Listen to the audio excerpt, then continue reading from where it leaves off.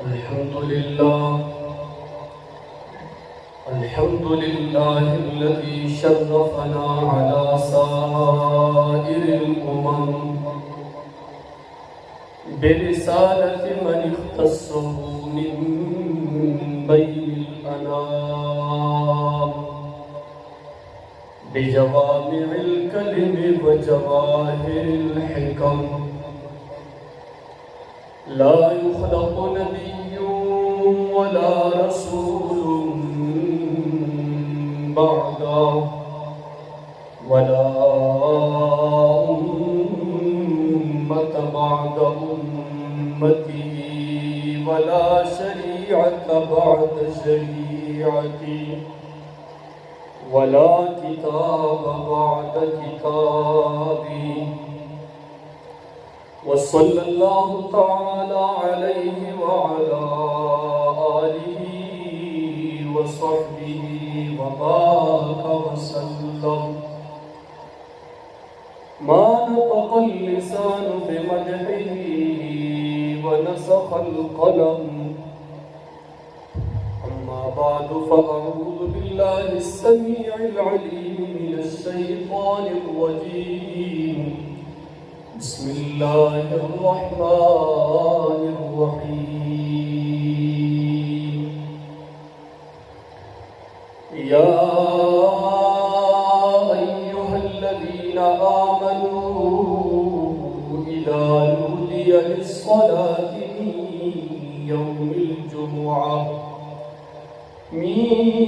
يوم الجمعة فاسعوا إلى ذكر الله وذروا البيع ذلكم خير لكم إن كنتم تعلمون.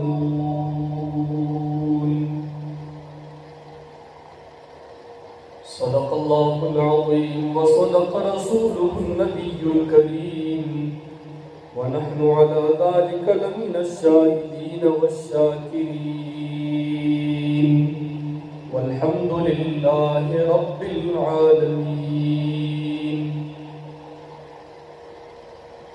اگر دنیا میں رہنے کا ارادہ ہو تمامی کا، اگر دنیا میں رہنے کا ارادہ ہو تمامی کا، گلے میں تو ڈالو پھر محمد کی غلامی کا. محمد کی غلامی دین شرط اول ہے. محمد کی غلامی دین شرط اول ہے. اگر ہو اس میں کچھ خامی تو سب کچھ نامکمل ہے. میرے واجب الاحترام معزز حضرات، جمعے کا دن ہے اور جمعے کے دن ہر ایک مسلمان کا یہ نظریہ بنا ہوتا ہے کہ میں مسجد میں نماز پڑھنے کے لیے جاؤں گا، اور اسی کے معاملے میں اور اسی بارے میں میں نے آیت کریمہ سورہ جمعہ، دن بھی جمعہ، سورت بھی سورہ جمعہ، اور آتے ہیں ہم نماز کے لیے تو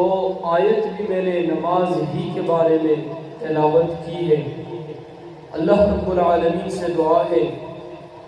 کہ اللہ جل جلالہ مجھے اس آیت کے مفہوم سمجھانے کے ساتھ ساتھ اور آپ کو سمجھنے کے ساتھ ساتھ ہم سب کو مل کر اس پر عمل کرنے کی توفیق عطا فرمائے.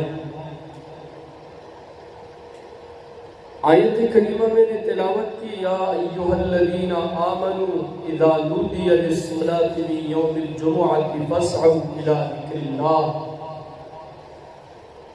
وذروا البیع۔ قرآن کریم یہ ہمیں پیغام دیتا ہے ہمارے عبادات کے بارے میں بھی، جیسے معاملات کے بارے میں،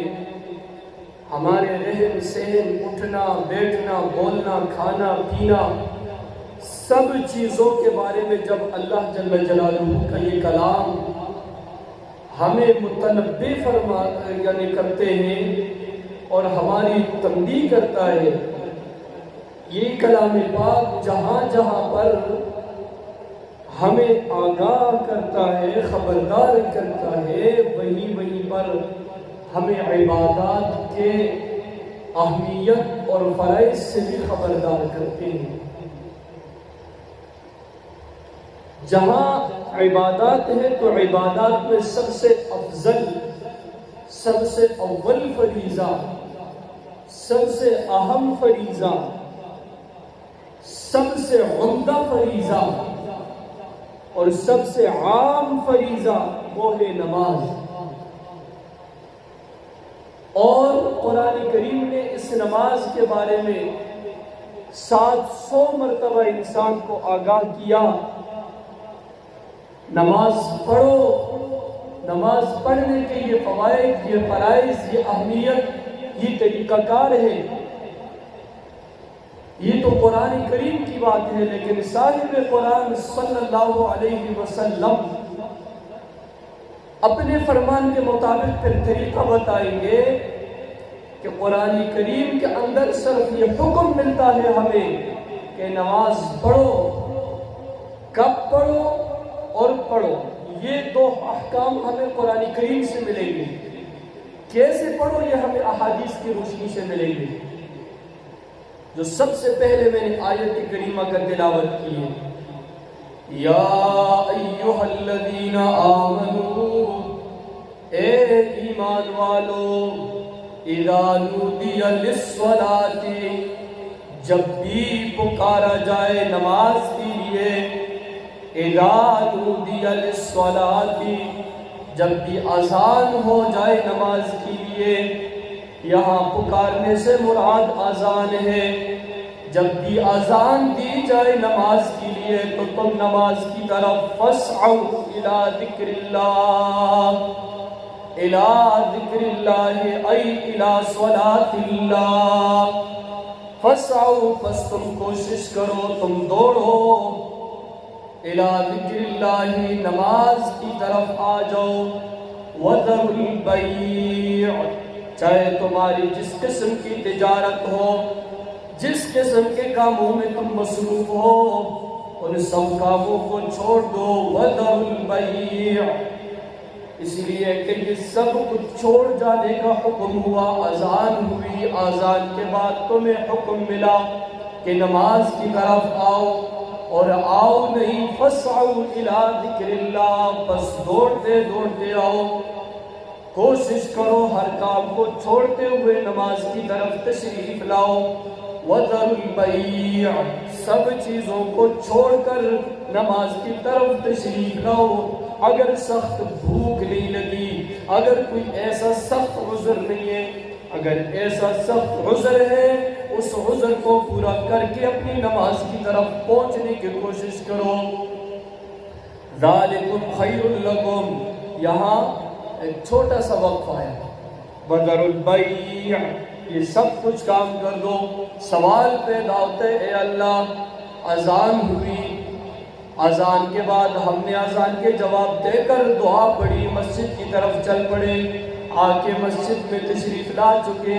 ہمیں انعام کیا ملے گا؟ اب کوئی ولی، کوئی پیر، کوئی بڑا، کوئی چھوٹا، کوئی ہمارا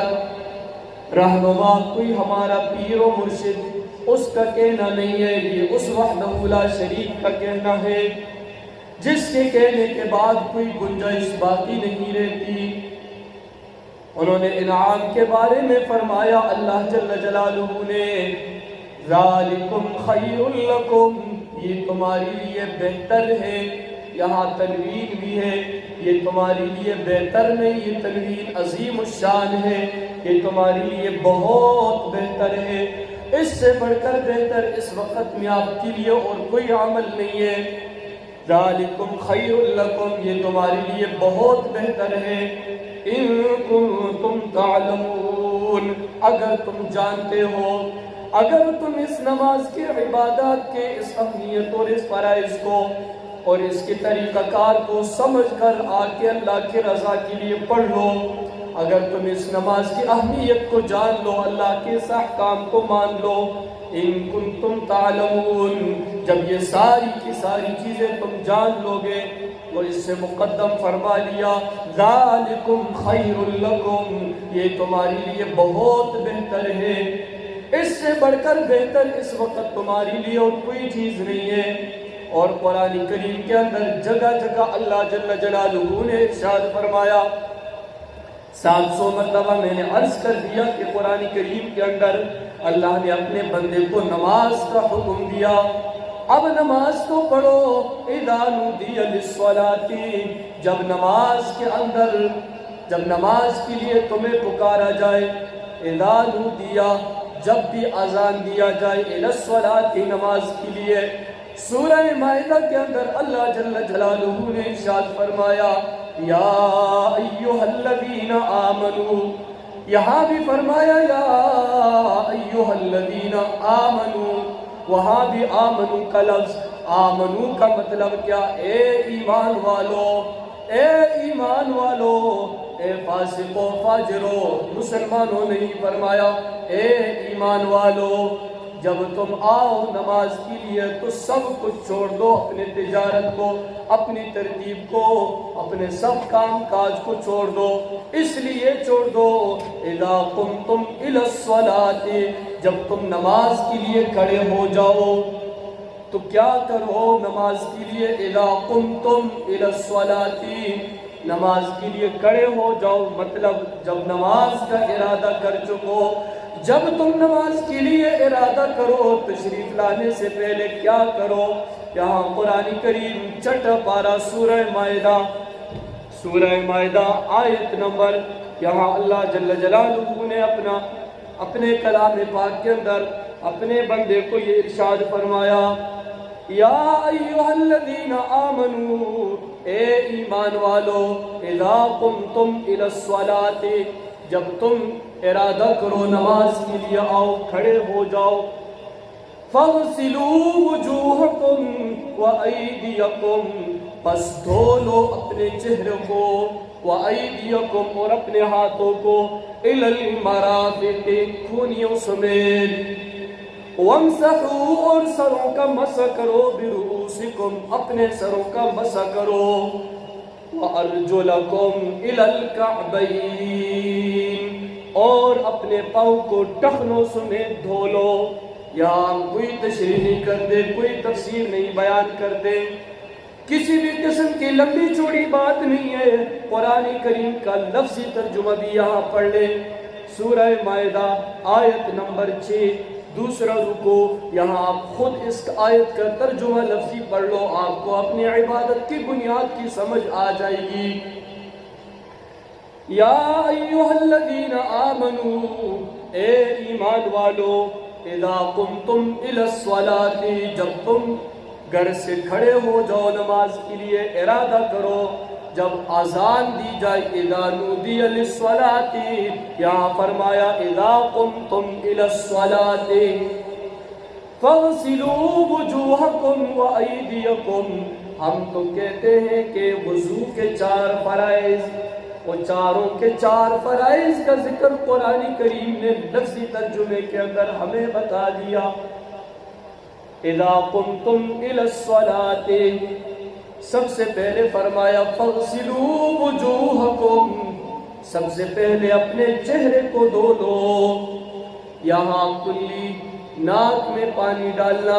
یہ فرائض میں نہیں ہے، یہ سنت میں ہے، یہ اگر رہ بھی جائے تب بھی وضو کامل ہو جائے گا۔ دوسرے نمبر پہ فرمایا اپنے ہاتھوں کو دھو لو، اور پورا جملہ فرمایا الل مرافق، مرافق کہتے ہیں کونیوں کو، یہ مرافق ہے ان ہاتھوں کو یا انگلیوں کے سر سے لے کر اپنے مرافق اپنے کونیوں سمیت دھو لو، یہ دوسرا فرض ہے۔ تیسرے نمبر پہ فرمایا وَامْسَحُوا بِرُؤُوسِكُمْ، اور اپنے سروں کا مسح کر لو۔ مسح تو پورے سر کا مسح ہے جو سنت ہے، ایک مسح جو فرض مسح ہے جس کو کتابوں میں لکھا ہے اور بتا دیا بھی ہے، چوتھائی سر کا مسح، ہاتھ کو گیلا کیا، سر پہ لگایا، 2 سے 3 4 بال بھی گیلے ہو گئے تو آپ کا مسح ادا ہو گیا، مسح مکمل ہو گیا۔ فرائض مسح یہ ہے، یہ تیسری فرض ہے۔ چوتھے نمبر پر وَأَرْجُلَكُمْ إِلَى الْكَعْبَيْنِ، اپنے پاؤں کو ٹخنوں سمیت دھو لو، یہ چوتھا فرض ہے۔ یہ قرآن کریم کے اس آیت کی ترجمے سے ہی پتہ چل جاتا ہے، کوئی تشریح، کوئی تفسیر، کوئی لمبا چوڑا مسئلہ نہیں ہے۔ قرآن کریم کا لفظی ترجمے سے ہمیں معلوم ہو گیا کہ وضو کے 4 فرائض ہیں، یہ قرآن سے ہمیں مل گئے۔ پھر اس کے ساتھ فرمایا کب یہ کام کیا جائے۔ اب وضو کے بھی بہت سارے، ایک وضوئی لغوی،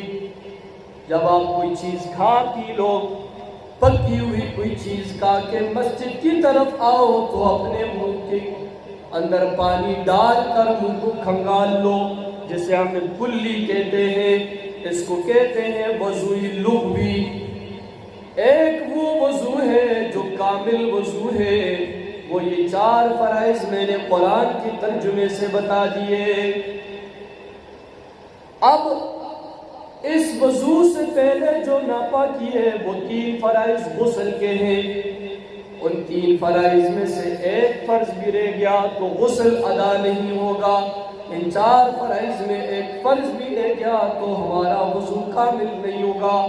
جب وضو کامل نہیں ہوگا تو نماز بھی ادا نہیں ہوگی۔ غسل کے 3 فرائض، سب سے پہلے کلی کرنا، گلے کے ہڈی تک پانی پہنچانا، غرارے جسے کہتے ہیں۔ دوسرے نمبر پر ناک میں پانی ڈالنا، کچے ہڈی تک پہنچانا۔ یہ دونوں فرائض اس وقت ہیں جب آپ حالت روزہ میں نہ ہو۔ اگر آپ حالت روزہ میں ہیں تو پھر عام قسم کی کلی کی جائے گی جیسے وضو کے اندر کی جاتی ہے۔ تیسرے نمبر پر سر کے بالوں سے لے کر پاؤں کے ناخنوں تک پورے کے پورے جسم پر پانی بہا دیا جائے۔ ہمارے پاس 50 60 سال کے بزرگ بھی آ جاتے ہیں، کہتے ہیں آپ نے کیا نیا مسئلہ بتا دیا، ہم تو ایسے غسل و وضو کر کے آ جاتے تھے۔ اولاد ان کے پوتے ہوتے ہیں، اور اس کی سب سے بڑی بات یہ ہے کہ ہم ان مسائل سے اپنے آپ کو دور رکھتے ہیں، اور مسائل سے دور رکھنا اپنے آپ کو اندر شرم محسوس کرتے ہیں۔ تو یہاں قرآن کریم نے ارشاد فرمایا اذا قمتم الى الصلاۃ کے بعد فاغسلوا، 4 فرائض، اور غسل کے لیے 3 فرائض تو عام ہے اور چوتھا فرض احادیث کی کتابوں کے اندر غسل کے تیسرے فرض 3 تو عام ہے، چوتھا فرض بھی ذکر کیا ہے، وہ یہ ہے کہ اپنے جسم کے اوپر سر سے لے کر پاؤں تک پورے کے پورے جسم کو ملنا، ہاتھوں سے ملنا، اس لیے کہ بعض جسموں پر بال ہوتے ہیں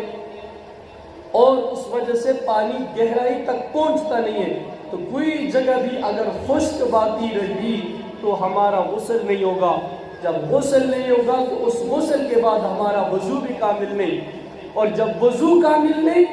تو وضو کے بعد کی جانے والے جو بھی عبادت ہے وہ عبادت ہماری کامل اور پوری طرح سے ادا نہیں ہوگی، بلکہ وہ عبادت سرے سے ادا نہیں ہوگی۔ سب سے پہلے قرآن کریم نے نماز کے بارے میں وَأَقِيمُوا الصَّلَاةَ وَآتُوا الزَّكَاةَ، اے ایمان والو نماز کو قائم کرو، زکوٰۃ کو ادا کرو۔ اب کیسے ادا کرو یہ حدیث سے پتہ چلے گا۔ وَارْكَعُوا مَعَ الرَّاكِعِينَ، رکوع کرو رکوع کرنے والوں کے ساتھ۔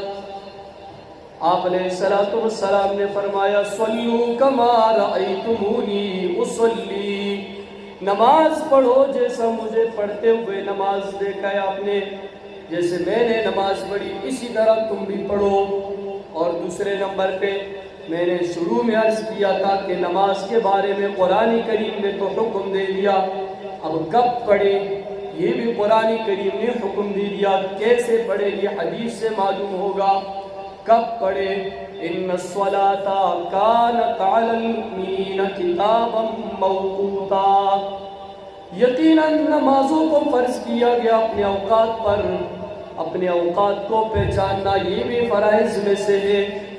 نماز کے جتنے بھی فرائض ہیں اس میں سے ایک فرض یہ ہے کہ اپنے اوقات پر نماز پڑھی جائے۔ اب اس وقت اگر ہم عصر کی نماز پڑھیں گے، مغرب کی نماز پڑھیں گے، عشاء کی نماز پڑھیں گے، ہم نماز پڑھ تو لیں گے لیکن اس نماز کا کوئی فائدہ نہیں ہوگا، اس نماز کا ہمیں ابھی حکم نہیں ہوا۔ جب اپنے اوقات کے اوپر ان نمازوں کو ادا کریں گے تو اللہ کے احکام کے مطابق ادا ہوگا، نبی علیہ الصلوۃ والسلام کے فرمان کے مطابق ادا ہوگی، تو پھر ان نمازوں کا ہمیں فائدہ بھی ہوگا، اس سے جو نور اور اس سے جو نجات کا ذریعہ بنے گی وہ ہمارے لیے آخرت کے وقت یہ ساری چیزیں ظاہر ہو جائیں گی۔ تیسرے نمبر پر قل ان صلاتی ونسکی ومحیایا ومماتی للہ رب العالمین۔ قل، یا قل کا صیغہ قرآن کریم کے اندر جہاں کہیں بھی موجود ہے، کہ اللہ جل جلالہ نے اپنے پیارے کو مخاطب کر کے فرمایا، اے پیارے پیغمبر صلی اللہ علیہ وسلم آپ فرما دیجئے ان صلاتی، بے شک میری نماز، ونسکی، اور بے شک میری قربانی، ومحیایا، اور جتنی بھی میری زندگی ہے، ومماتی، اور میرا مرنا، ومحیایا، اور میرا جینا، ومماتی، اور میرا مرنا، للہ رب العالمین، یہ سب کے سب اللہ ہی کے لیے ہے جو تمام جہانوں کا پروردگار ہے۔ اب نماز کو میں پڑھتا ہوں، یہاں بات کو شرک کیا جاتی ہے، شرک فی العبادت۔ نماز میں پڑھتا ہوں اپنی جگہ پر لیکن اس کی نوعیت کوئی اور ہے، لیکن جب میں کسی کے لیے پڑھاتا ہوں اس کی نوعیت کوئی اور ہے، یہ ہے شرک فی العبادت۔ نماز میں اپنی جگہ پر پڑھتا ہوں اس کی نوعیت کوئی اور ہے، نماز میں اگر کسی کے سامنے پڑھتا ہوں اس کی نوعیت کوئی اور ہے، یہ بھی شرک فی العبادت ہے۔ اس لیے فرمایا آپ علیہ الصلوۃ والسلام کو اللہ نے مخاطب کر کے فرمایا کہ آپ کہہ دیجئے قل ان صلاتی، اے پیغمبر علیہ الصلوۃ والسلام آپ فرما دیجئے بے شک میری نماز، میری قربانی، میرا جینا اور میرا مرنا للہ رب العالمین، یہ اللہ ہی کے لیے ہے جو تمام جہانوں کا پروردگار ہے۔ پھر فرمایا اذا قمتم الى الصلاة، شروع میں عرض کیا اذا نودیا للصلاة من یوم الجمعہ وَأَقِمِ الصَّلَاةَ لِذِكْرِي، اور جب مجھے یاد کرتے ہو تو میرے لیے اللہ کی رضا کے لیے اللہ کا فرمان ہے وَأَقِمِ الصَّلَاةَ لِذِكْرِي، اور میری یاد کے لیے نماز کو قائم کرو۔ وَالَّذِينَ هُمْ عَلَى صَلَاتِهِمْ يُحَافِظُونَ، یقیناً وہ لوگ جو اپنی نمازوں کی حفاظت کرتے ہیں۔ سورہ مومنون کے ابتدائی 5 آیت مفسرین نے لکھا ہے، ہم نے جنتوں کے نام تو سنے ہوئے، یہ جنات عدن ہے، یہ جنت الفردوس ہے، یہ جنات النعیم ہے، یہ فلاں جنت ہے، یہ فلاں جنت ہے، لیکن یہاں فرمایا قد افلح المؤمنون الذین هم فی صلاتهم خاشعون والذین هم عن اللغو معرضون۔ 5 آیتوں کو ذکر کرنے کے بعد فرمایا کہ مومنین کے لیے جنتوں میں سے جنات عدن، کون سا جنت عدن جس کے اندر اللہ جل جلالہ نے فرشتوں سے حکم کیا کہ یہاں پر پودے سجاؤ، اس جنت کو باقی جنتوں سے مختلف قسم کر کے خوبصورت اور عمدہ کر کے بناؤ، اور ایسا عمدہ کر کے بناؤ کہ تاکہ اس میں میرے صرف نمازی بندے آ کے داخل ہو جائے۔ یہ ان کے لیے تحفے اور گفٹ کے طور پہ تیار کیا گیا ہے۔ یہ 5 آیتوں کا ذکر، اور اس کے بعد سب سے پہلے فرمایا قد افلح المؤمنون، یقیناً کامیاب ہو گئے ایمان والے۔ اور ایمان کی پہلی نشانی یہ ہے کہ وہ نمازوں کے پابند ہوں گے۔ بین الکفر و بین العبد ترک الصلاۃ، ایمان اور کفر کے درمیان اگر کوئی دیوار ہے، کوئی فاصلہ ہے، کوئی فرق ہے تو وہ نماز ہے۔ نماز کے لیے 2 چیزیں ظاہری طور پر، ان الصلاۃ تنہا عن الفحشاء والمنکر، یقیناً یہ نماز بے حیائی اور ناشائستہ قسم کی حرکتوں سے روکتی ہے ہمیں۔ کون سی نماز؟ جن کے الفاظ سے ہم واقف ہو، کون سی نماز جس کا ترجمہ ہمیں معلوم ہو، کون سی نماز جس کے رکن ہم اللہ کی رضا کے لیے ٹھہر ٹھہر کر کے ادا کریں۔ نبی علیہ السلام نے فرمایا نماز 2 قسم کا ہے، ایک وہ نماز جو اللہ کی رضا کے لیے پڑھی جاتی ہے، وہ نماز سفید کپڑے کے اندر لپیٹ کر اللہ کے پاس گفٹ اور تحفے کے طور پر پہنچائی جاتی ہے۔ دوسری وہ نماز جس کا نہ الفاظ کا، نہ ارکان کا، نہ معنی کا پتہ ہو، اور جلد از جلد نماز سے جان تو چھڑا دی، اس نماز کو کالے کپڑے کے اندر لپیٹ کر وہاں اللہ کے پاس جب لے کے جاتے ہیں تو فرشتوں کو حکم ہوتا ہے کہ اس نماز کو لے کر جس پڑھنے والے کے منہ پر واپس مار دیا جائے۔ یہ 2 قسم کا نماز، اور اس کے بعد پھر 2 قسم کے ظاہری چیزیں نماز کے لیے، بالکل ظاہری چیزیں۔ وہ کیا ہے؟ سب سے پہلا ظاہری چیز جو ہے نماز کے لیے وضو، اور وضو کر کے مسجد کی طرف چل کے آنے ایک ظاہری عمل ہے۔ دوسرے نمبر پر وضو کی درستگی پہ بات ہو چکی ہے۔ دوسرا عمل اذان ہے، یہ علی الاعلان ہے۔ اس اذان کے ذریعے لوگ مسجد کی طرف آتے ہیں۔ اگر یہ اذان ہماری درست نہ ہوئی تو بعض کتابوں والوں نے لکھا ہے بے وضو اذان دینے والا، اذان غلط دینے والا، اذان کے اوپر پرواہ نہ کرنے والا، یہ آواز جہاں جہاں تک جائے گی وہیں پر لوگوں کے عمروں میں برکتیں کم ہوتی رہے گی، یہاں تک کہ اگر کسی درختوں کے اندر پھل فروٹ ہے، رزق جو بھی ترتیب ہے، ان سب چیزوں کے اندر کمی آ جائے گی۔ برکتوں کو اللہ ایسے غلط الفاظ کو وہاں پہنچانے تک کی وجہ سے ان برکتوں کو اللہ اٹھا لے گا۔ اور ہمارے ہاں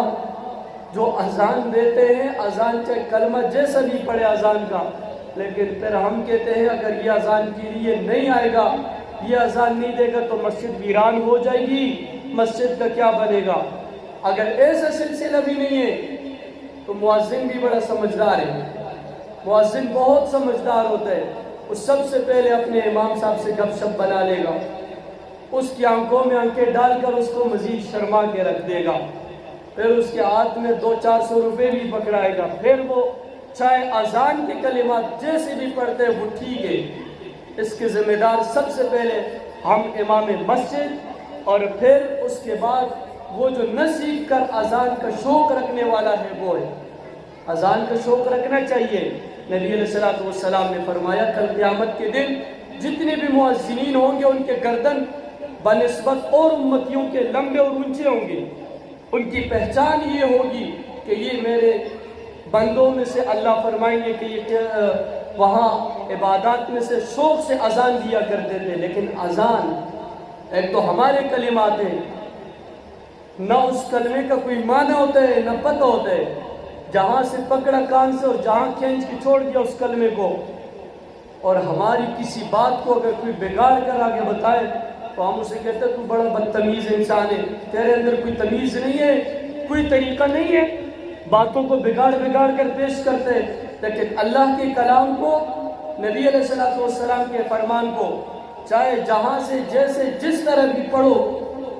کوئی مسئلہ نہیں ہے، کوئی پوچھنے والا نہیں ہے، اور پوچھنے والا جب پوچھے گا وہاں کوئی چھڑانے والا پھر نہیں ہوگا۔ اس کے ساتھ فرمایا یا ایھا الذین آمنوا، آخری